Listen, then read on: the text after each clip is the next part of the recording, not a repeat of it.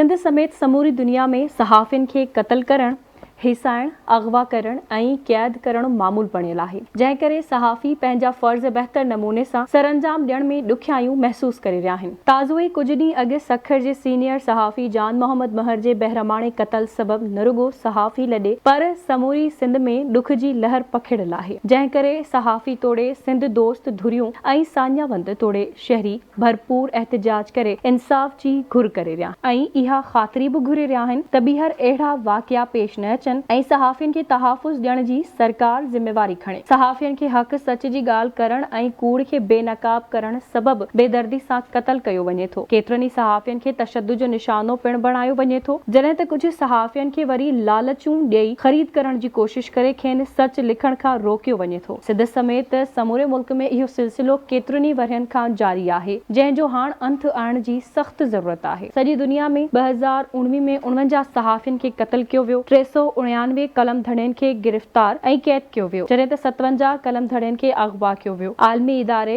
RSF जी report मूजिबि गुज़िरियल 20 सालनि दौरान समूरी दुनिया में 1668 कलम धड़ियनि खे मौत जी निंड सुम्हारियो वियो। किन रिपोर्ट्स में वरी इहो अंग 1787 ॿुधायो वियो आहे, पर तादाद अञा बि वधीक हूंदो। 13 अगस्त ते बहादुर सहाफ़ी जान मोहम्मद महर खे क़त्ल कयो वियो, पर उन खां अॻु बि केतिरनि ई सहाफ़ियुनि खे क़त्ल कयो वियो, जिन में निसार सोलंकी, शाहिद सुमरो, अमीर बख्श प्रोही, शान डहर, जुल्फ़कार मंथराणी, मुश्ताक खंड्र, अली शेर राजपर, सुल्तान महमूद चांडियो, अजय लालवाणी, अजीज मेमण, असगर खंड, वली खान बाबर, अयूब खान खटक, अब्दुल रज़ाक, अरशद शरीफ समेत केतिरा ई सहाफ़ी शामिल आहिनि। ऐं ताज़ो ई कुझु ॾींहं अॻु बहादुर सहाफ़ी जान मोहम्मद महर खे बेदर्दी सां क़त्ल कयो वियो। सहाफ़ियुनि जे कातिलनि खे सज़ा न मिली सघी आहे। सहाफ़ियुनि जे क़त्ल में मुलवस ॾोहारियुनि जो सज़ा खां बची वञण वारे रुझान जा जेके मुख्य सबब आहिनि, क़बाइली अॻवाननि जी सरपरस्ती हेठि इंसाफ़ मुहैया करे ॾियण लाइ गैर रिवायती अंदाज़ सां कमु कंदड़ जिरगाई निज़ाम बि उन्हनि मां हिकु आहे। कुझु सहाफ़ियुनि जे क़त्ल जा केस अहिड़नि ई जिरगनि वसीले उकलाया विया। इन्हनि केसनि में 2002 दौरान मारिजी वियल सहाफ़ी शाहिद सुमरो, 2003 में क़त्ल थियल अमीर बख्श ब्रोही पिणु शामिल आहिनि। ॿिया मुख्य सबब ॾोहारियुनि खे बासनि ऐं बोहतारनि जी पुठ भराई हुजण आहे, जॾहिं त पुलिस बि सहाफ़ियुनि जे क़त्ल जी दुरुस्त नमूने सां जांच नथी करे ऐं अदालत में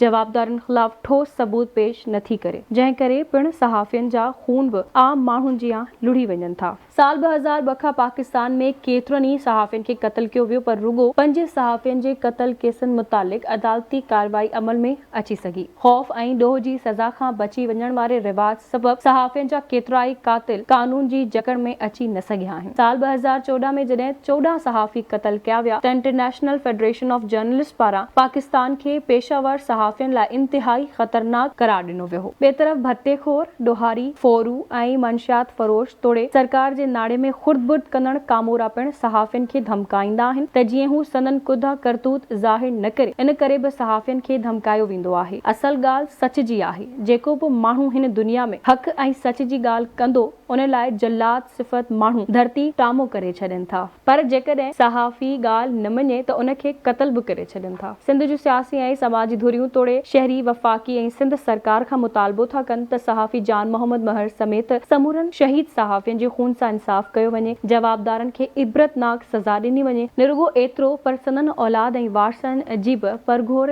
लधी वञे ऐं सहाफ़ियुनि खे तहफ़ुज़ फ़राहम कयो वञे।